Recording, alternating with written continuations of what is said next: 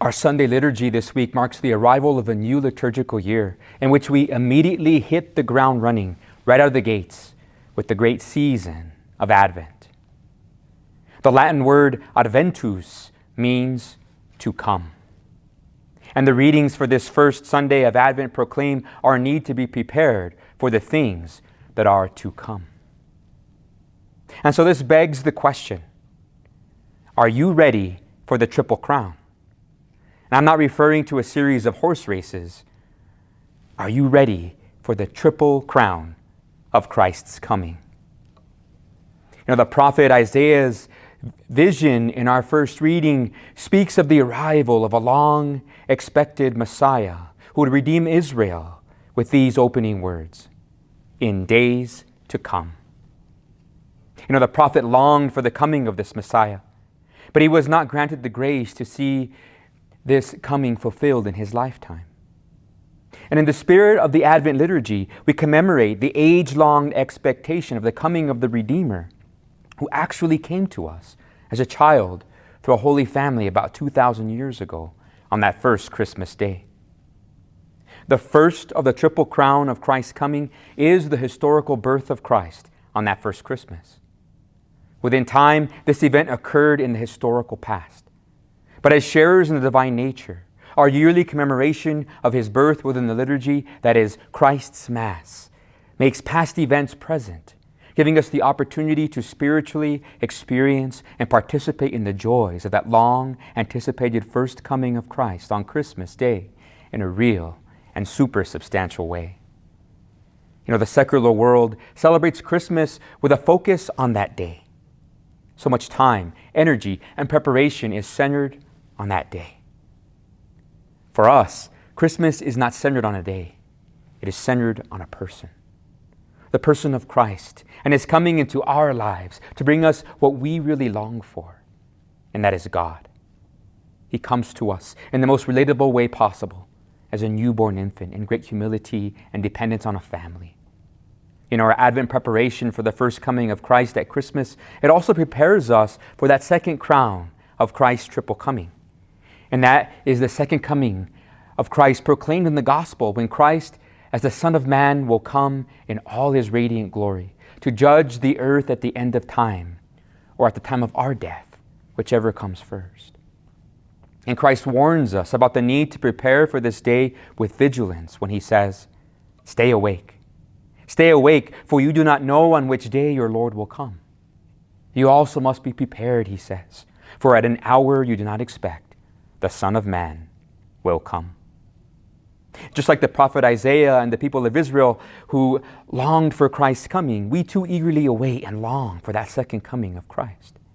We are called to be vigilant by preparing for that coming. And St. Paul tells us how to follow through with Christ's words, the need to prepare for the second coming with urgent spiritual attentiveness, with great vigilance, and also with action.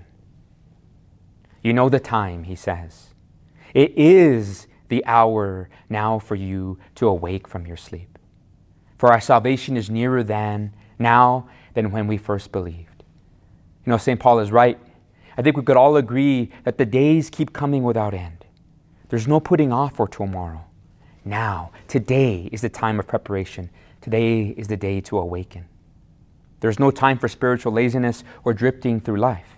St. Paul calls us to throw off works of darkness and put on the armor of light by ridding ourselves of immorality that the world loves, along with our sinful tendencies.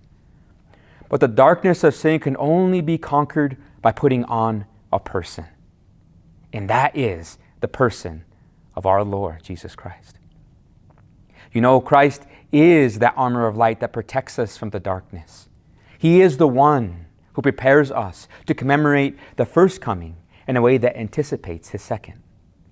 And he does this by simply giving himself to us in that third crown of his triple coming, which is his coming to us in the grace of the sacraments, most especially in the sacrament of the Eucharist, where we actually receive him as he is, body, blood, soul, and divinity. Unlike those who waited and prepared eagerly before Christ's coming at the time of the prophet Isaiah, We actually have him who we long for in our midst. He is closer to us than we are to ourselves. But do we fully put on this armor of light that is Christ? Do we take this third coming of Christ and the sacraments for granted? Do we distract ourselves from who we are really receiving in the Eucharist with the things of this world? The world tries to derail our focus on Christ by offering us all these distractions. We can name them all. And things that try to help us escape from reality, like our cell phones, the internet, gossip, and the business and the busyness of our daily lives. Advent is a time to remind ourselves of what really matters.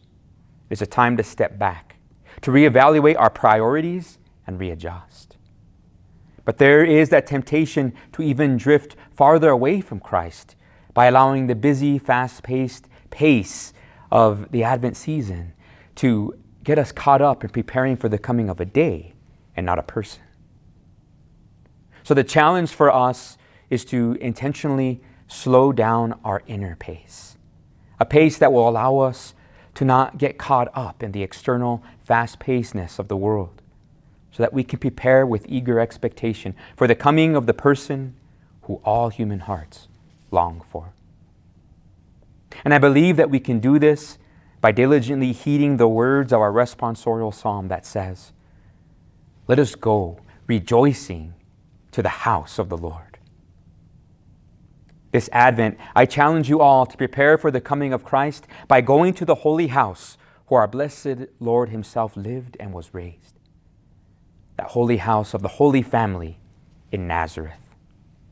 Go all in with the Holy Family this Advent, because there's no better way to prepare for Christ's triple coming than by going into the home where the triple crown of holiness, Jesus, Mary, and Joseph lived. Go to Nazareth as a way of preparing for what will happen in Bethlehem on that Christmas morning. Mary and Joseph will help us to put on Christ by cultivating the holy dispositions that Christ was raised in, putting Christ center of our lives, especially in this busy season.